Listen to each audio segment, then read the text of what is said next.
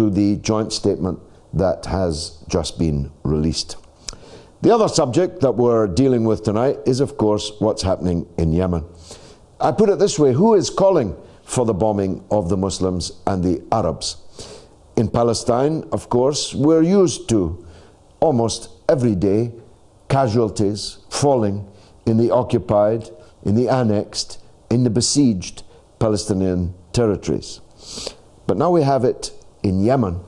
It is of great, indeed momentous, world consequences, what is happening now.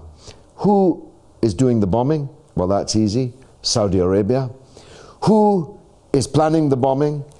By its own admission. Who has the command and control cell which is in charge of the bombing? By their own admission, the United States of America. Now, as a coalition, that's not that surprising. Saudi Arabia and the United States are allies for the best part now of a century, certainly 75 years or so. But who else is in that coalition? Israel is in that coalition. Israel has openly declared its willingness to cooperate with the group of countries around Saudi Arabia in its war against the people of Yemen. That too is not all that surprising. But when you throw in ISIS, when you throw in Al-Qaeda in the Arabic Peninsula, you begin to see a coalition so grotesque, so ugly, that it's difficult to see how anyone can take it seriously. ISIS, Al-Qaeda, Saudi Arabia, the United States of America, and Israel are all together in a coalition attacking Yemen, one of the very poorest countries in the world. And the consequences are absolutely devastating for civilian people. But of course, they will not alter the course of the conflict in Yemen. Just in the last 2 hours, the presidential palace in Aden, in the south of the country, on the coast, on the Gulf Coast, has fallen to the Revolutionary Army. Who are the Revolutionary Army?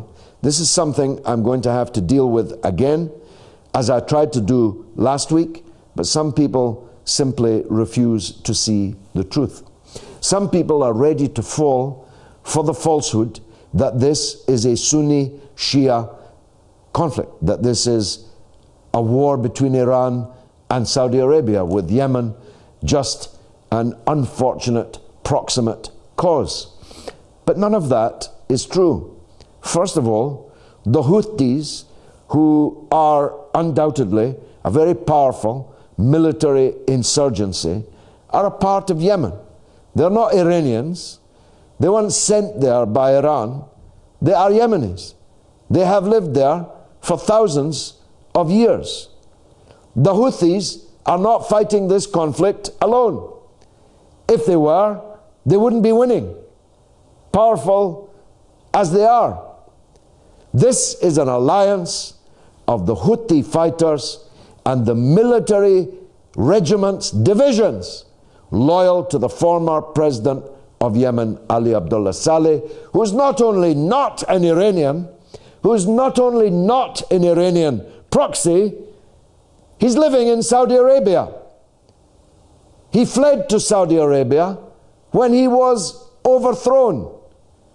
He is a long-term ally of Saudi Arabia and the United States of America. He's not an Iranian. He's not a Shiite. He's not a proxy. He's a deposed president who wants to come back. Now, I actually don't care whether Ali Abdullah Saleh is the president of Yemen, or whether Hadi, who's now also fled to Saudi Arabia, is the president of Yemen. It's nothing to do with me. It's a matter entirely for the Yemeni people. But I do take a very firm view on this. Interfering in other people's civil wars is never, ever, ever a good idea, because you don't even know what you are doing, and you certainly don't know who you are bombing. For example, the Saudis have just destroyed the Russian embassy in Aden. That's not a very wise move, you know. Russia's likely to be quite cross about that. I don't know about you, but I don't have the highest of admiration for the military leadership of whoever is the king, whoever is the crown prince from amongst the Al Saud family these days. I wouldn't send them out to buy a loaf of bread. Never mind target the billions of pounds worth of military hardware that they bought from British and American arms dealers over the years, over the decades. I wouldn't send them to buy a loaf, would you?